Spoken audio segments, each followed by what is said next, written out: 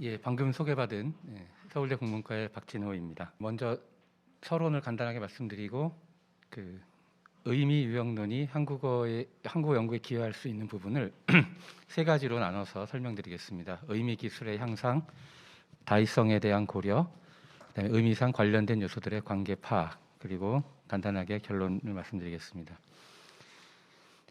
언어 유형론 연구는 음운, 형태, 통사, 의미 등 언어의 여러 층위에 대해서 이루어질 수 있습니다. 그런데 실제로는 형태론, 통사론 분야에서 가장 활발하게 이루어져 왔습니다. 그래서 형태, 통사론 분야에 비하면 상대적으로 좀 덜하긴 하지만 언어 요소의 의미에 대한 유형론적 관점에서의 연구도 점차 활발해지고 있습니다. 그리고 그 논문의 제목이나 그 명시적으로 밝힌 초점이 의미에 있는 것은 아니라 하더라도 그 언어 의미에 대한 깊은 통찰을 제공하는 유형론적 연구들도 많이 있습니다. 이런 연구들을 바탕으로 해서 언어 의미에 대한 유형론적 접근이 한국어 연구에 기여할 수 있는 측면을 살펴보고자 합니다. 예, 첫째, 의미 기술의 향상인데요. 우선 의미 기술이 어렵다는 이야기를 간단히 해보겠습니다. 예, 의미 기술이 어려운 이유가 여러 가지가 있는데, 첫째는 언어의 형식에 비해서 의미는 직접 관찰할 수가 없기 때문에 기술하기가 어렵고, 두 번째, 동일한 언어 요소에 대해서도 사람마다 자기 머릿속에 가지고 있는 의미가 완전히 같다는 보장이 없고 실제로 차이 나는 일도 가끔씩 경험하는데요. 저 같은 좀 기성세대는 어제 모임에 10명 남짓 모였다 그러면 모인 사람이 10명이거나 10명보다 조금 많은 11명 정도인 경우가 보통이고 10명보다 모자랄 수는 없다고 생각합니다만 30대 이하의 젊은 분들과 얘기해 보면 10명 남짓 모였다라고 하면 9명 모여도 괜찮고 11명 모여도 괜찮다라는 저와 다른 남짓의 의미에 대해서 다로 다른 직관을 가지고 있습니다. 그리고 또 의미 기술을 어렵게 하는 또 하나의 요인은 언어 요소의 의미를 기술할 때 흔히 그 기술 대상이 되는 바로 그 언어를 다시 메타 언어로 사용하기 때문에 대상 언어와 메타 언어가 같은 데서 오는 여러 가지 혼란이 종종 발생합니다. 그래서 이런 혼란을 피하기 위해서 의미 표상을 위해 특별한 노테이션을 사용하는 이론 학파들이 있습니다. 형식 의미론에서는 그 수로 논리 노테이션을 사용하고 자켄도프의 개념 의미론도 나름대로의 노테이션을 사용하고 인지 의미론에서는 이미지 스키마 같은 것들을 많이 사용합니다. 이렇게 대상 언어와 다른 특별한 노테이션을 개발해서 의미를 나타내면 이 문제를 피할 수 있는 듯이 언뜻 보이긴 하지만 이런 노테이션도 사실은 그것을 보고서 사람들의 머릿속에서 자연 언어로 다시 번역되어서 이해되는 것이 보통이기 때문에 약간은 눈 가리고 아웅이라는 측면이 있고 사실은 이 문제가 해결된 것이 아니라는 관점이 있습니다. 클리프 고다드가 세맨틱 어널리시스라는 책에서 이런 관점을 명시적으로 제시하고 있습니다. 그 다음에 기술 대상 언어 요소의 의미가 매우 기초적인 그런 단어인 경우 이보다 더 쉬운 언어 요소로 풀어서 설명하는 기가 어렵습니다. 사전 기술을 해보신 분이 흔히 경험하는 일들입니다. 그리고 어휘 요소보다도 문법 요소의 경우는 이런 어려움이 더 가중되는데 문법 요소의 의미는 매우 추상적이고 그리고 어떤 실체 자체를 나타낸다기보다는 실체에 대한 어떤 오퍼레이션 또 실체들 사이의 관계를 나타내기 때문에 기술이 더 어려운 측면이 있습니다. 그렇긴 하지만 어떤 세계의 많은 언어를 관찰할 때 의미 그리고 의미 변화에 상당히 일반적인 패턴, 반복해서 관찰되는 패턴이 존재하고 그런 패턴들을 이용하면 의미 기술을 좀 더 잘할 수 있다는 빛이 한 줄기 빛이 있다고 생각합니다. 이런 연구가 여러 갈래에서 있습니다만 특히 문법화 연구에서 많이 있었는데요. 문법화 연구에서 문법 요소로 나중에 발달하게 되는 그 원천이 되는 어휘 요소는 일정한 패턴이 있다는 것입니다.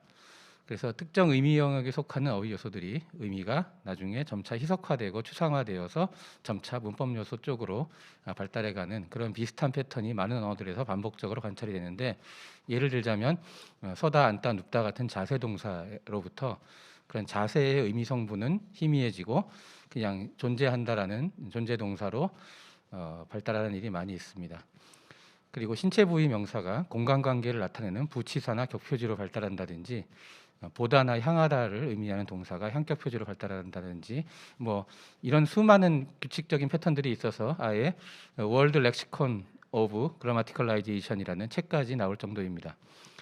그리고 이미 문법 요소인 것들도 추가로 더 발달을 할 때 일정한 방향성이랄지 규칙성이 있다는 보고들이 많이 있는데 상, 에스펙트를 예로 말씀드리자면 문법화가 많이 진전되지 않은 초기에는 뭐 사태의 첫머리나 중간 부분이나 끝 부분이나 결과를 나타내는 그런 국면상이라든지 아니면 빈번, 습관, 잠시 이런 걸 나타내는 양화상 이런 상 요소가 흔히 많이 존재하고 매우 수의적이고 그러다가 이제 이것이 점차 문법화가 많이 진전이 돼서 고도로 문법화된 상체계가 되면 퍼펙티브와 임퍼펙티브의 이원 대립으로 발달하는 일이 흔히 있고요.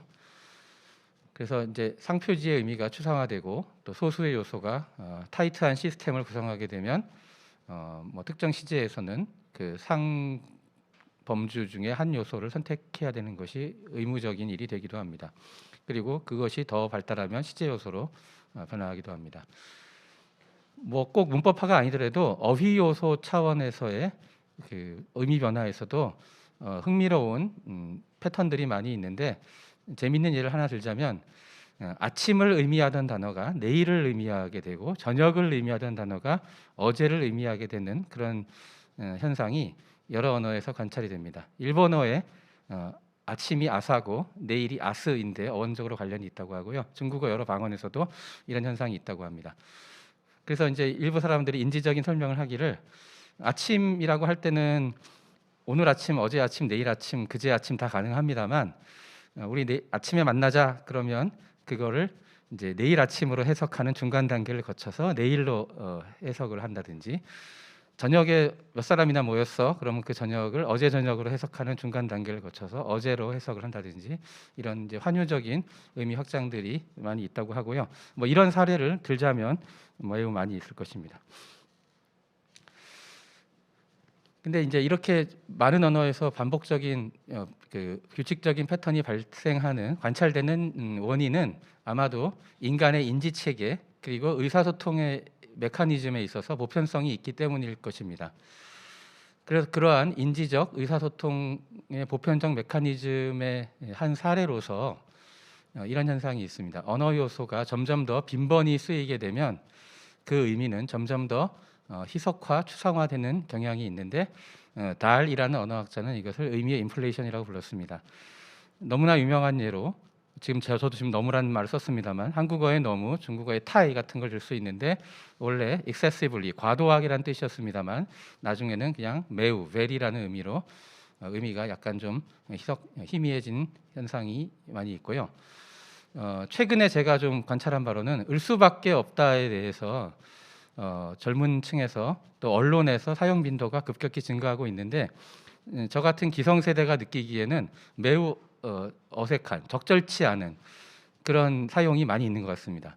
을 수밖에 없다는 굉장히 강한 양태적 의미를 갖는데 그렇게까지 강하게 말하기가 어려운 상황인데 훨씬 온건하게 말하는 게 적절한 상황인데 을 수밖에 없다를 굉장히 많이 사용하고 있어서 제 귀에 많이 거슬립니다만 근데 아마 그렇게 많이 사용하는 사람들은 을 수밖에 없다의 의미에 대해서 저만큼 강하게 느끼지 않고 훨씬 더 약하게 느끼기 때문에 그렇게 자주 사용하는 게 아닌가 싶습니다. 의미의 희석화가 먼저인지 빈도 증가가 먼저인지까지는 모르겠습니다만 이 두 가지가 시너지 효과를 발휘하면서 지금 현재 변화가 진행되고 있는 게 아닌가 생각이 됩니다.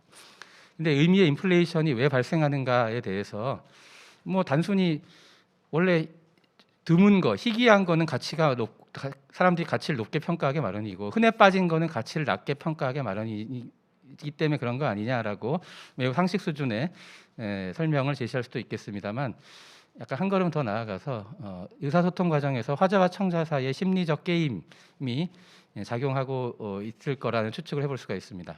화자는 청자에게 어떤 발화를 할 때 뭐 괜히 쓸데없는 별로 뉴스 가치가 없는 말을 하는 게 아니라 내가 하는 말이 굉장히 가치 있는 말이다. 너 내 말에 주목을 해라는 식으로 자신의 뉴스 가치를 과장할 욕구를 갖기 쉽습니다.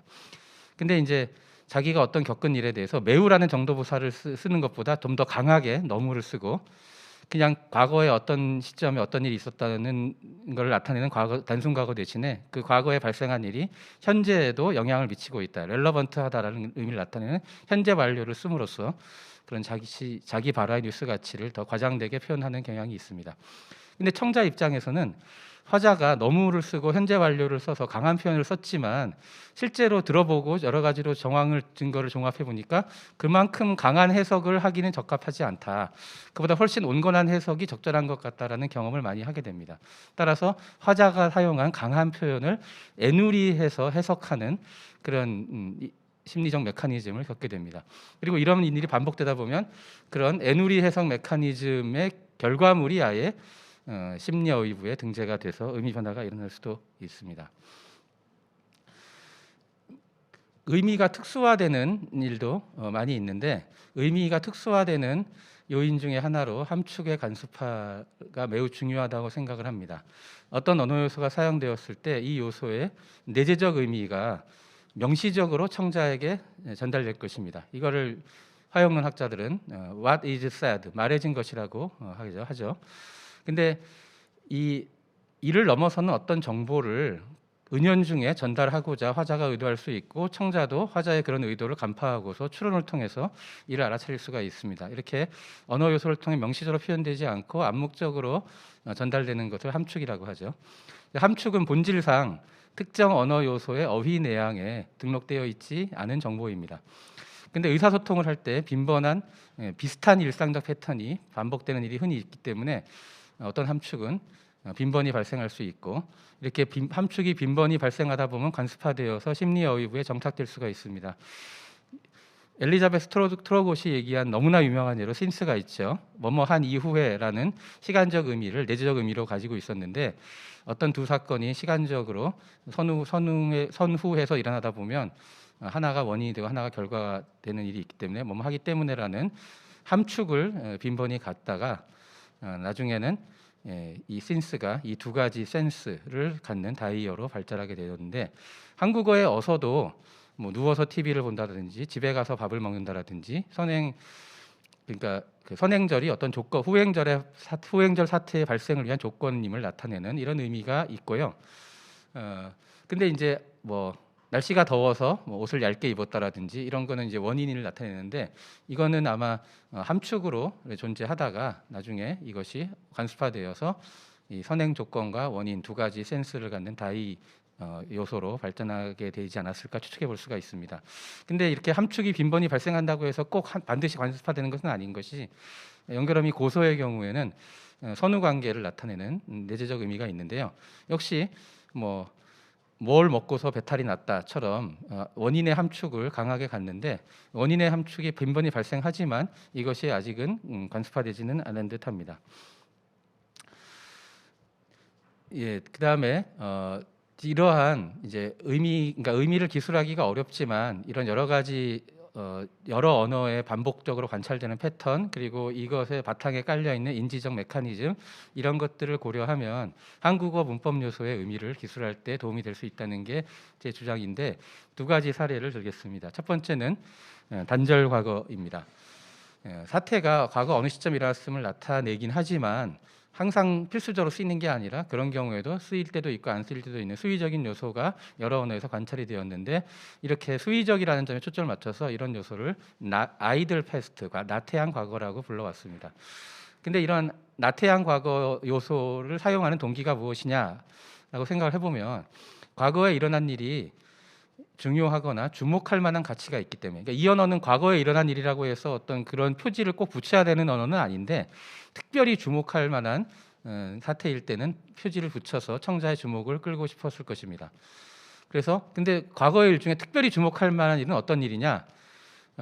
지금도 뚱뚱하고 과거에도 뚱뚱했던 사람에 대해서 과거에 뚱뚱했다라고 말하는 것은 그렇게까지 주목할 만한 일이 아닌데 현재는 날씬한데 과거에 뚱뚱했던 사람에 대해서는 그 사람은 과거에 뚱뚱했었다라고 하는 게 훨씬 더 뉴스 가치가 있고 주목할 만한 일일 것입니다. 즉 현재와는 다른 과거 사태가 훨씬 뉴스 가치가 있고 주목할 만한 일일 것입니다. 그래서 이런 많은 언어에서 아이들 패스트라고 불렸던 요소들의 사용 동기 측면에서 의미를 추적을 해보면 그것은 현재와는 다른, 현재와 단절된 과거 사태다. 그래서 단절 과거라는 용어를 사용하게 되었습니다.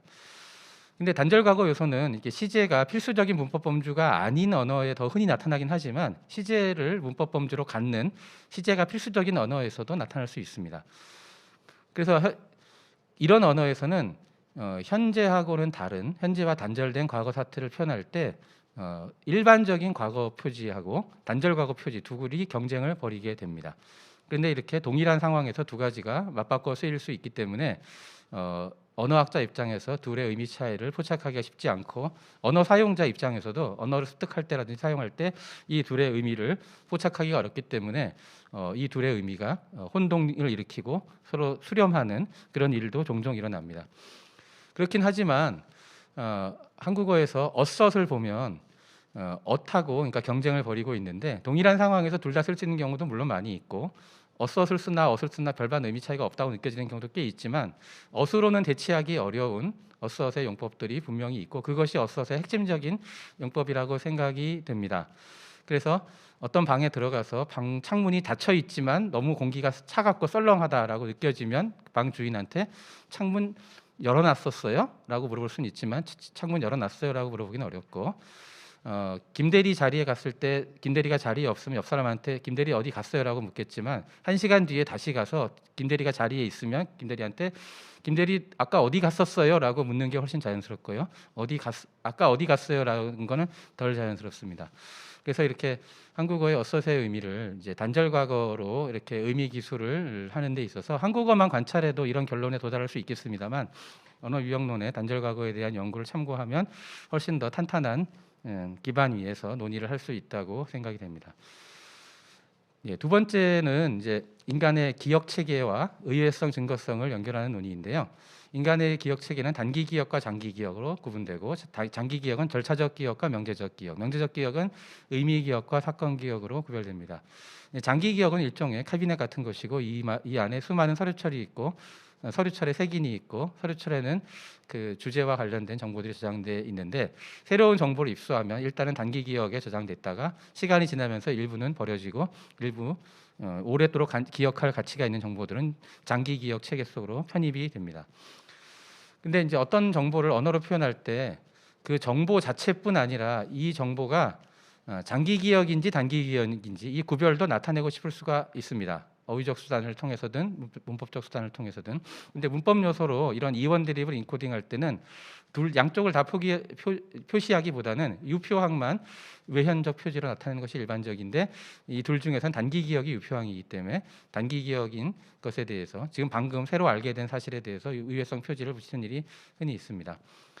근데 이렇게 몰랐던 사실을 내가 방금 새로 알게 돼서 지금 단기 기억에 존재한다는 것을 문법 요소로 적극적으로 나타낼 때 한참 전에 알게 된 것보다는 지금 방금 알게 된 일의 경우 그런 표시를 하고 싶을 가능성이 훨씬 높죠. 그래서 의외성 표지는 현재의 깨달음을 나타내는 것이 일반적이고 한국어의 군화와 내도 그렇습니다. 근데 중요한 정보는 장기 기억에 저장되는데 그 정보를 그게 한참 전에 알게 된 것이지만 그 정보를 몰랐다가 알게 되었다는 그 깨달음의 과정까지도 함께 나타내고 싶을 수가 있습니다. 그래서 한국어의 더가 그런 점에서 과거의 깨달음을 나타내는 좀 유표적인 특이한 의외성 표지라고 할 수가 있습니다.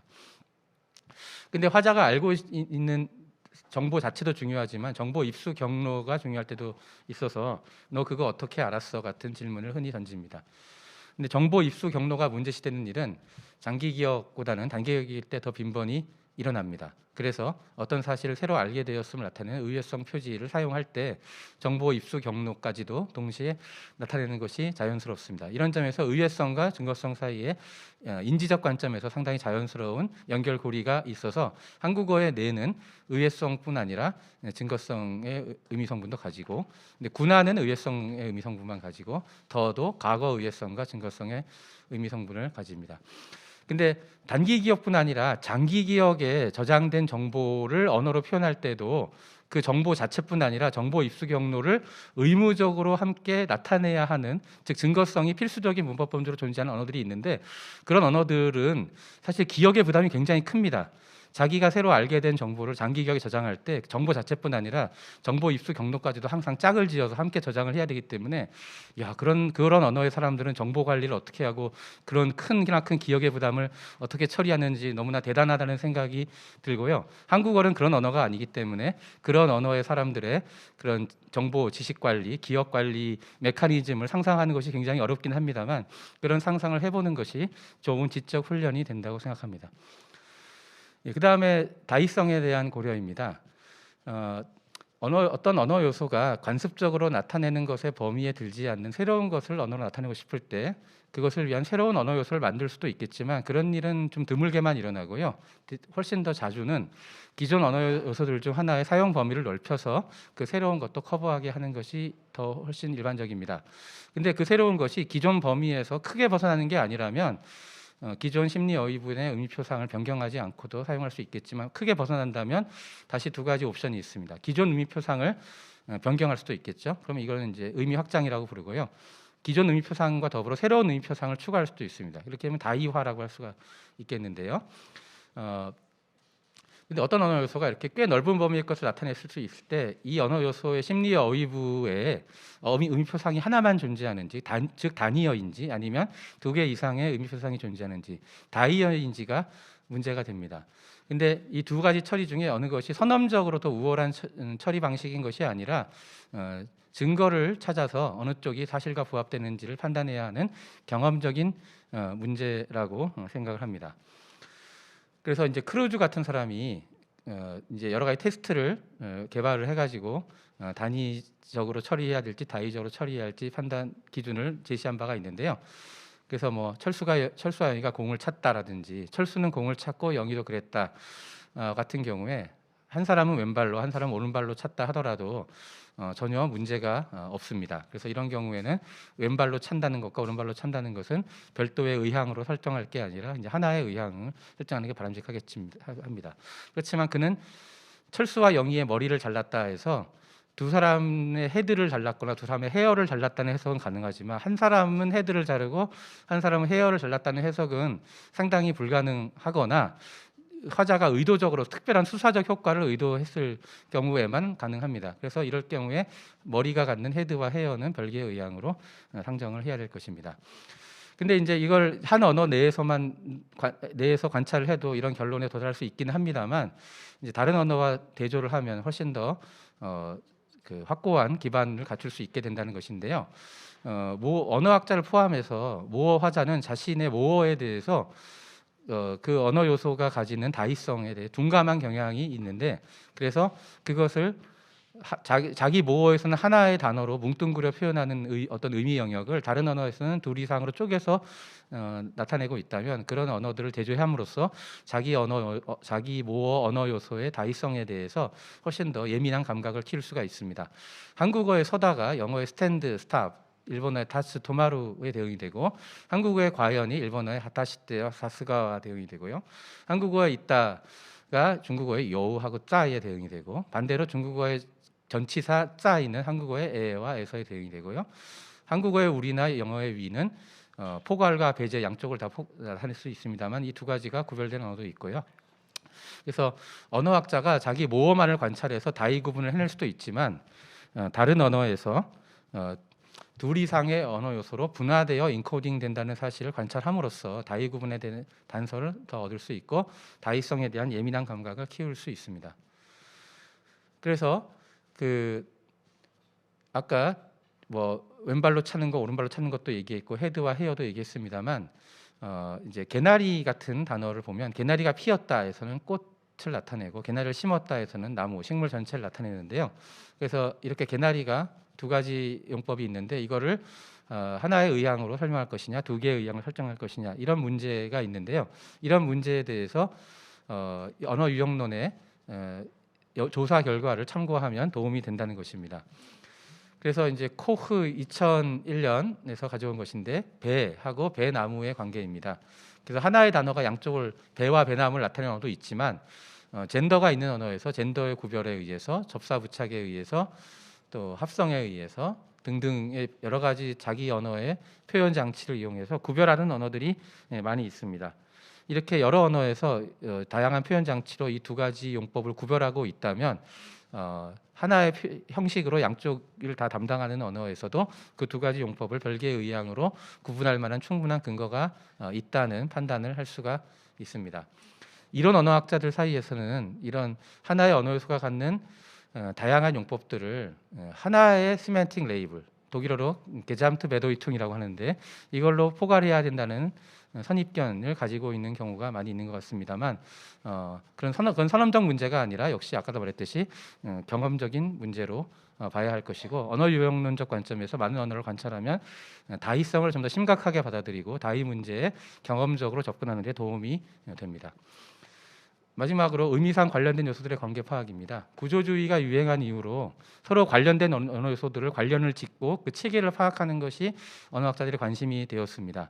그래서 엄연히 존재하는 체계를 놓친다면 중요한 실책이 될 텐데요. 의문 체계나 몇 개의 소수의 요소가 체계를 이루는 문법 요소의 체계에 비해서 이제 어휘 요소의 경우에는 훨씬 더 방대하고 요소 항의 수도 많기 때문에 이런 체계를 파악하기가 쉽지가 않습니다. 근데 이제 언어 유형론 학자들이 의미 지도라는 거를 개발을 해서 의미상 서로 밀접히 관련돼 있는 언어 요소들을 체계적으로 파악하고 그걸 시각화하는 그런 뭐 기법이라고 할까 이런 걸 발전시켜 왔습니다. 그래서 일본어의 조사 모가 한국어의 조사 도도 있지만 인하 주관 대량을 나타내는 인하 용법도 있는데 그래서 이런 한국어의 이런 요소들, 그러니까 다른 언어에서는 하나의 요소가 커버하지만 한국어에서는 분화되어 있는 이런 요소들은 아마도 그 두 요소가 밀접히 의미상 연관되어 있다고 일단 의심을 해볼 필요가 있는 것이죠. 그래서 일단 도의 제1용법을 영어의 also에 해당하는 용법을 역동이라고 한다면 이제 비한정사와 결합을 하는 누구도 무엇도 어디도 같은 건 전칭이라고 할 수가 있겠는데요. 그래서 한국어의 도, 일본어의 모, 중국어의 예 이런 것들이 양쪽 용법을 다 담당합니다. 영어의 also는 역동 용법만 담당하죠. 근데 중국어의 예는 자유선택의 의미도 나타냅니다. 근데 자유선택을 일본어나 한국어에서는 도가 아니라 데모, 이라도로 사용하고 데모와 이라도는 양보의 용법도 있기 때문에 이것을 고려하면 의미 지도를 이렇게 확장할 수가 있을 것입니다. 근데 자유선택을 한국어에서는 이제 그 이든지나 이나로도 나타낼 수가 있죠. 누구든지 누구나처럼. 근데 이든지나 이나는 또 이접의 용법도 있고요. 일본어에서는 카가 이접과 의문을 나타냅니다. 그래서 역시 이접과 의문까지 고려하면 의미 지도를 더 확장할 수가 있습니다. 근데 일본어의 모는 아까도 말했듯이 역동 전칭의 용법 외에 한국어 이나투에 해당하는 주간 대량 용법도 있죠. 100만 원이나 벌었다 같은 거. 그다음에 주간 소량은 한국어의 밖에나 일본어의 시가로 나타내는데요. 이선희 선생의 연구에 따르면 중국어의 부사 찌우하고 차이는 다양한 용법이 있지만 주간 대량, 주간 소량을 나타낼 수 있습니다. 수량사의 앞에 오느냐 뒤에 오느냐에 따라서. 그래서 이런 것까지 고려하면 의미 지도를 더 확장을 해서 밖에와 시가는 주간 소량, 그다음에 찌우하고 차이는 주간 대량과 주간 소량을 나타내고 한국어 이나투는 주간 대량을 나타낸다고 이렇게 의미 지도를 확장할 수가 있겠습니다. 그래서 이렇게 꼬리에 꼬리를 무는 식으로 한국어, 일본어, 중국어에서 서로 의미상 관련된 요소들 그리고 이들이 나타내는 의미들을 의미 지도에 배치했고요. 하나의 언어 요소가 뭉뚱그려서 담당하는 의미들은 서로 밀접히 관련돼 있다고 가정을 했고, 그래서 이런 의미를 의미 지도에서 가까이 배치하고 이들 사이 연결선을 그었고 하나의 요소가 커버하는 의미의 범위를 색깔 있는 사각형으로 나타냈습니다. 이런 과정에서 어떤 의미와 어떤 의미가 서로 밀접히 관련돼 있을 것이라는 추정을 했는데 그 추정을 할 때에는 한국어만 봐서는 쉽게 알아차리지 못했을 그런 사실들을 다른 언어를 관찰함으로써 알아낸 경우가 많이 있습니다. 즉 의미상 서로 관련되어 있는 언어 요소들을 발굴하고 이들을 한자리에 모아놓고 생각해 볼 수 있는 기회를 언어 간 대조를 통해서 얻을 수가 있는 것입니다. 결론은 언어 요소의 의미를 기술하는 일은 어렵지만 인지 및 의사소통의 메커니즘의 보편성 또 언어 변화의 규칙성과 패턴 덕분에 많은 언어에서 반복해서 나타나는 의미의 패턴을 찾을 수 있고 이것이 한국어 언어 요소들의 의미를 기술할 때 도움이 된다. 그리고 이제 인간 언어의 매우 특징적인 현상인 다의성을 보다 심각하게 고려하고 다의 구분을 객관적으로 하는데도 언어 유형론이 도움이 된다는 거. 세 번째로 서로 의미상 관련된 요소들을 찾고 그 관련성을 적절히 포착하는 데에도 언어 유형론, 특히 의미 지도가 좋은 출발점이 될 수 있다는 말씀을 드렸습니다. 이상입니다.